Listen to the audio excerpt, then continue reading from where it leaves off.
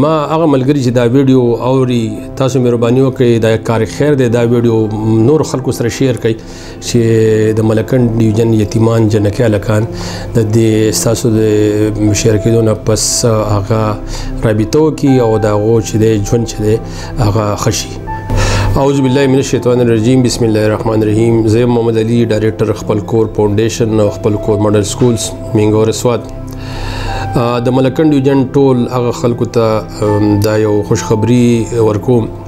څنګه چې تاسو ټول خلکو ته پته ده زموږ خپل کور فاونډیشن چې دی د هغې زر انتظام خپل کور ماډل سکول بوایز کیمپس کار کوي کالج لیوله پورې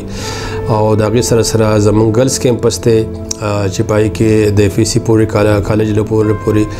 په دې بوایز او ګرلز کیمپس کې جنکۍ هلکان جدا جدا کیمپسز دي او پای کې د ملکنډ ډیویژن یتیمان جنکۍ هلکان هم سبق وایي او د دې علاقې چې کوم مالدار خلک دي هغه خلک په کوم سبق وایي. دا ویډیو میسج سپیشلی زما د هغه ماشومانو د پاره دی کوم چې یتیمان ماشومانی په ملکنډ ډیویژن جنکۍ هلکان چې هغه په ګورنمنت سکول کې سبق ویلی او 80% مارکس نه سیوای نو هغه ماشومان ته موږ ان شاء الله چې څنګه رزلټ وځي هغه د روز کې دنه زموږ دلته فارم ملاویږي یا فارم به تاسو اخلئ او ټیسټ وایي په هغې ټیسټ کې چې کوم ماشومان ښه راشي نو هغه به موږ فرسټ ایئر سیکنډ ایئر کې د هغو جامه پیزار خرڅ خورا هاسټل هر څه فري اف کاسټ په هغو ته فرسټ ایئر سیکنډ ایئر چې دی هغه موږ هغو ته سهولت ورکوو. دا هغه یتیمان جنکو هلکانو ته چې کوم په ملکنډ ډیویژن کې په سرکاري سکولونو کې سبق ویلی او 80% مارکس یې اخیستي او بیا د 12 نه پس به هغه ماشومان کو هغه د پاکستان هر یو میډیکل کالج ته ځي انجینرینګ یونیورسټي ته ځي او هاي پروفیشنل ادارو ته ځي نو هغه خرچه به خپل کور فاونډیشن برداشت کوي. تر اوسه پورې په سوونو ماشومان زمونږ ډاکټران شوي دي انجینران شوي دي او سپیشلی زمونږ فوکس یتیمان ماشومان هم او د کمیونټي عام مالدار خلک هم د هغه په کوم داخله اخیستی شي څنګه چې رزلټ وځي نو درې ورځې دننه تاسو دلته فارم دی هغه به وصولوئ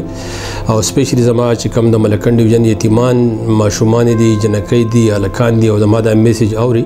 نو تاسو څنګه رزلټ وځي نو پای کې درې ورځې کې دننه دلته راشئ خپل کور فاونډیشن میګورا سواد ته په سکرین باندې تاسو ته د دفتر نمبر هم ښکاره شي او هغې باندې هم رابطه کولی شئ. نو امید ده چې ډیر ماشومان مخکې هم د دې ادارې نه وتي دي او ښه حوزو تللي دي. زما هغه ملګري چې دا ویډیو اوري تاسو مهرباني وکړئ دا کار خیر دی دا ویډیو نور خلکو سره شیر کړئ چې